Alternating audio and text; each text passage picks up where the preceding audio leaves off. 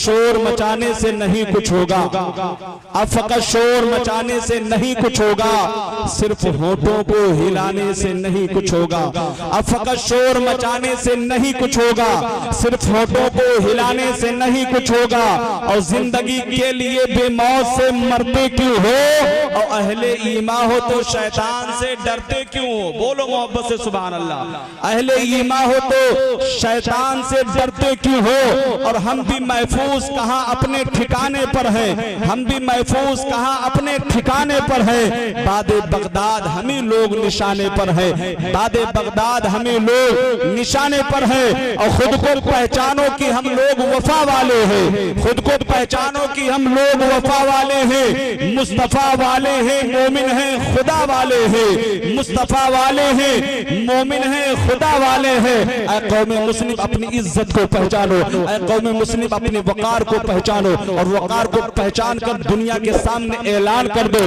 کہ یہی قوم تھی، اگر دریاؤں میں نکل جایا کرتی تھی تو دریا راستہ بدل دیا کرتا تھا، راستے دے دیا کرتا تھا، اگر جنگلوں میں یہ قوم نکل جاتی تھی تو جنگل راستہ دے دیا کرتا تھا، اور لوگوں کے سامنے اعلان کر دو کہ ہم ہی تھے کہ ہم پہاڑوں کا جگر چاک کیا کرتے تھے، ہم تو دریاؤں کا رخ موڑ دیا کرتے تھے، ہم پہاڑوں کا جگر چاک کیا کرتے تھے، ہم تو دریاؤں کا رخ موڑ دیا کرتے تھے، اور ہم نے خیبر کو اکھاڑا تھا ہمیں یاد نہیں، ہم نے خیبر کو اکھاڑا تھا ہمیں یاد نہیں، ہم نے مرحب کو پچھاڑا تھا ہمیں یاد نہیں، ہم نے عالم کی امی ظلم کی بدلی چھائی، نیند سے جاگو مسلمانوں، فلسطین سے آواز آئی، کفر دم توڑ دے، ٹوٹی ہوئی شمشیر کے ساتھ ہم نکل آئے اگر نعرہ تکبیر کے ساتھ، واہ واہ واہ واہ، نعرہ تکبیر کے ساتھ ہم نکل آئے اگر نعرہ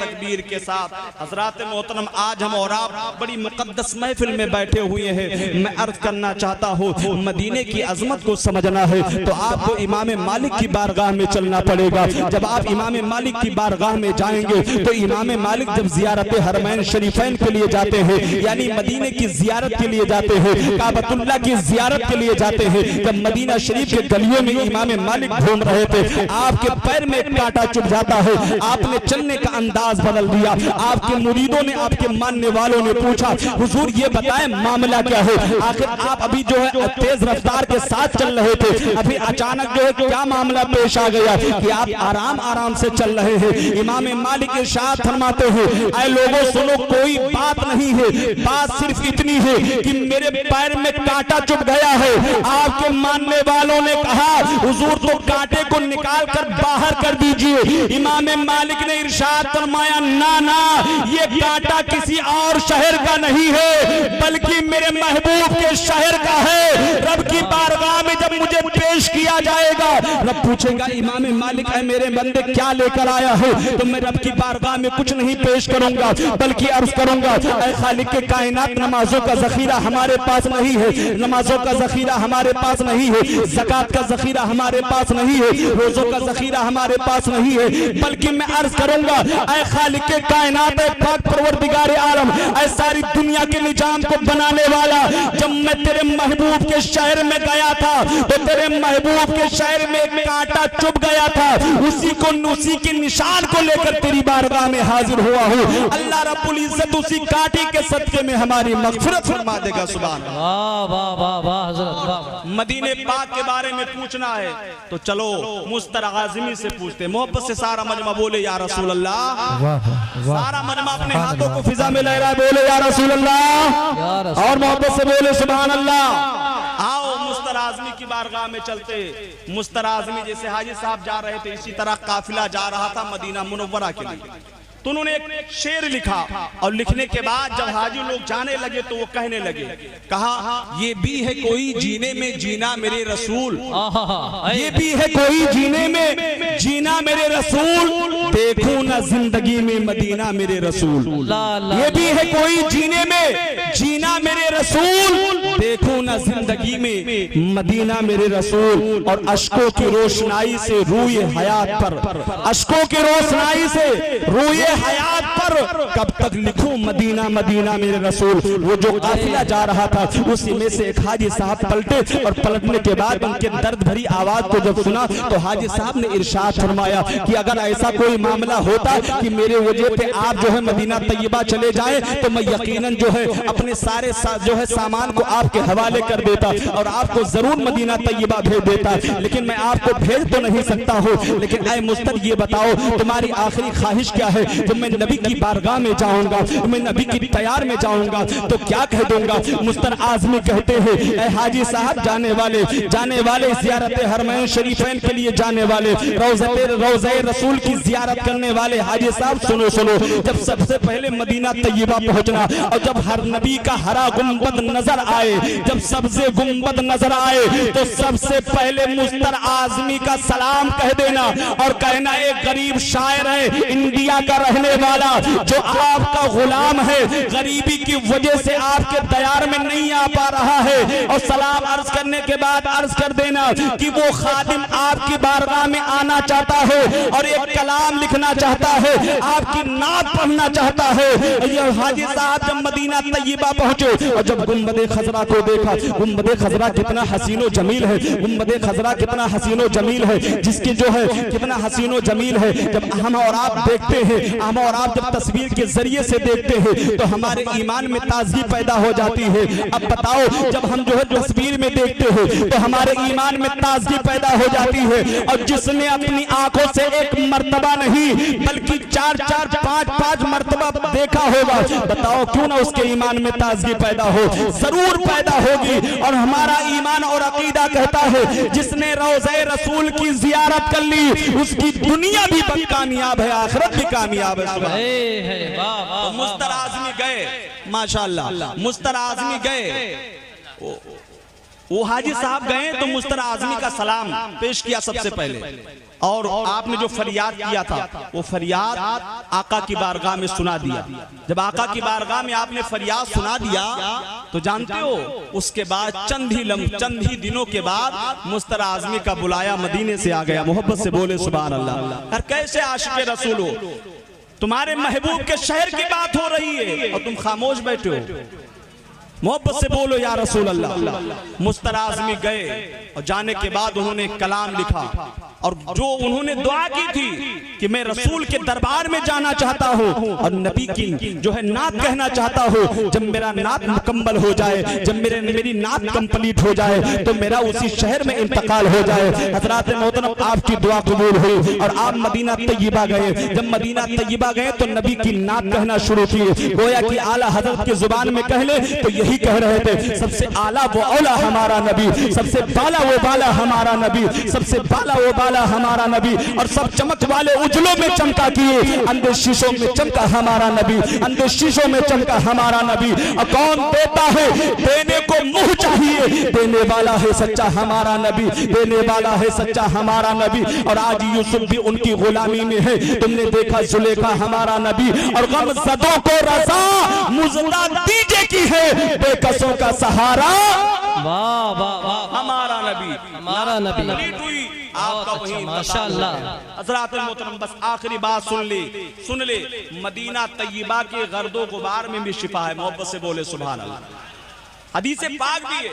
एक मर्तबा मेरे आका तशरीफ फरमाते, हजरत उमर फारूक आजम भी तशरीफ फरमाते। कौन उमर? वो उमर जिसके बारे में मेरे आका इरशाद फरमाते आसमान में जितने तारे हैं उससे कहीं ज्यादा उमर की नेकियां है। मोहब्बत से बोले सुभान अल्लाह। उमर बैठे हुए एक काफिला गुजरा, उसके गर्दो गुबार जब उड़ने लगा तो हजरत उमर फारूक आजम ने अपने चेहरे को कपड़े से ढक दिया। और जब ढक लिया तो मेरे आका ने इरशाद फरमाया, जुमला नोट कीजिए, मोहब्बत से सारा मजमा अपने हाथों को फिजा में लहराए, बोले या रसूल अल्लाह, या रसूल अल्लाह। मेरे आका इरशाद फरमाते हैं, आए उमर अपने चेहरे से कपड़े को हटा लो, इसलिए कि अल्लाह रब्बुल इज्जत ने मदीना तैयबा के गर्दो गुबार में भी शिफा रखा है। सुभान अल्लाह। قرض و غبار میں بھی شفا رکھا ہے۔ اور اگر مدینے کی عظمت کو پوچھنا چاہتے ہو، جاننا چاہتے ہو، تو آؤ علامہ جامی علیہ رحمت الرضوان کی بارگاہ میں چلتے ہیں۔ آپ مدینہ طیبہ جاتے تھے، ایک واقعہ ہے کہ آپ جو ہے مدینہ طیبہ کے لیے ہمیشہ بے قرار رہا کرتے تھے، مدینہ طیبہ کے لیے رویا کرتے تھے، لیکن جب آخرکار آپ کی حاضری مدینہ طیبہ میں ہو گئی، جب آپ روضہ رسول کے پاس جاتے ہیں تو جانے کے بعد ایک شعر پڑھتے ہیں، بسفر می روم چے فرمائی۔ جب آپ اتنا کہتے ہیں تو قبر مصطفیٰ سے آواز آتی ہے۔ آج کچھ لوگ کہہ دیتے ہیں معاذ اللہ نبی مر کر مٹی میں مل گئے، معاذ اللہ نبی مر کر مٹی میں مل گئے۔ میں کہنا چاہتا ہوں، ارے کہنے والے لوگوں اپنی زبان کو جو ہے لگام دو، کہیں ایسا نہ ہو کہ تمہارے ایمان کا جنازہ نکل جائے اور تم دنیا میں بھی برباد ہو جاؤ اور دنیا میں بھی ذلت و رسوائی کا سامنا کرنا پڑے اور آخرت میں بھی تمہیں ذلت و رسوائی کا سامنا کرنا پڑے، اس کے بعد تمہیں جہنم کے جھلستے ہوئے انگاروں میں ڈال دیا جائے۔ اپنی زبان کو لگام دو۔ میں تو کہنا چاہتا ہوں جو نبی کی شان و عظمت پہ انگلیاں اٹھاتے ہیں، جو نبی آخر الزمان صلی اللہ علیہ وسلم کی شان و عظمت میں گستاخی کرتے ہیں، میں کہنا چاہتا ہوں وہ ایک باپ کے اولاد نہیں ہو سکتے، بلکہ جس نے نبی کی توہین کی، نبی کی ادنا سی بھی توہین کی یا گستاخی کی، تو میں دعوے کے ساتھ کہتا ہوں اس لیے کوئی اور نہیں، میں کسی عالم کا فتویٰ نہیں پیش کر رہا ہوں، کسی مفتی محدث کا فتویٰ نہیں پیش کر رہا ہوں، بلکہ رب کے قرآن کو پیش کر رہا ہوں۔ رب ارشاد فرماتا اتلم بعد زمین، جس نے میرے محبوب کی توہین کی وہ ایک باپ کی پیداوار نہیں بلکہ ہزاروں باپ کی پیداوار۔ تو حضرات وہ لوگ کہتے ہیں، تو میں عرض کر رہا تھا علامہ جامی جاتے ہیں تو عرض کرتے ہیں بسفر می روم چے فرمائی، محبت سے بولے سبحان اللہ۔ واہ واہ یا رسول اللہ میرا وقت پورا ہو گیا، اب میں گھر کو جانا چاہتا ہوں۔ تو قبر انور سے آواز آتی تھی بسفر رفتنت مبارک باد بسلامت روی و باز آئی۔ واہ واہ واہ۔ پھر میرے آقا ارشاد فرماتے تھے کہ جاؤ جامی جاؤ، تمہارا سفر کامیاب ہو اور سلامتی کے ساتھ جاؤ، وہ باز آئی ہو پھر آنا۔ اسی طرح مسلسل یہ سلسلہ چلتا رہا۔ حضرات محترم علامہ جامی جب بھی مدینہ طیبہ جاتے قبر مصطفیٰ کو چوم کر یہ عرض کرتے بسفر می روم چے فرمائی، تو آقا علیہ الصلوۃ والتسلیم اپنے قبر انور سے ارشاد فرماتے بسفر رفتنت مبارک باد بسلامت روی وہ باز آئی۔ یعنی جب جامی عرض کرتے یا رسول اللہ میں میرا وقت پورا ہو گیا، میں گھر جانا چاہتا ہوں، تو میرے آقا ارشاد فرماتے اے جامی جاؤ جاؤ سلامتی کے ساتھ ساتھ جاؤ، اس کے بعد آنا۔ آخر ایک مرتبہ آپ جب جو ہے زیارت حرمین شریفین کے لیے گئے، یعنی مدینہ طیبہ کی زیارت کے لیے گئے، جب آقا کے روضے پر پہنچے تو آپ نے وہی جملہ عرض کیا یا رسول اللہ بسفر می روم چے فرمائی۔ آپ نے عرض کیا یا رسول اللہ بسفر می روم چے فرمائی، یا رسول اللہ میں گھر جانا چاہتا ہوں، آپ کیا کہہ رہے ہیں؟ تو میرے آقا نے ارشاد فرمایا بسفر رفتنت مبارک باد بسلامت روی، یعنی باز آئی کا لفظ میرے آقا نے نہیں کہا۔ تو یہ علامہ جامی علیہ رحمت الرضوان زارو قطار رونے لگے۔ تب لوگوں نے پوچھا کہ آخر آپ رو کیوں رہے ہیں؟ تو آپ نے ارشاد فرمایا ہے کہ مجھے لگتا ہے کہ مدینے کی حرمت کو بجا لانے میں کامیاب نہ رہا، میں جو ہے کسی گستاخی میں مبتلا ہو گیا ہو سکتا ہے آقا کے شہر میں گستاخی ہو گئی ہو۔ تو لوگوں نے کہا نہ یہ جو ہے آپ نے گستاخی نہیں کی ہے، بلکہ ہو سکتا ہے کہ چند ہی دنوں کے بعد آپ کا انتقال ہو جائے۔ اور ایسا ہی ہوا جیسی علامہ جامی جو ہے مدینہ طیبہ چھوڑ کر اپنے گھر واپس آتے ہیں، ان کا انتقال ہو جاتا ہے۔ حضرات محترم عرض کرنا چاہتا ہوں اللہ نے اگر تمہیں دولت دیا ہے تو جو ہے کعبۃ اللہ کا حج کرو،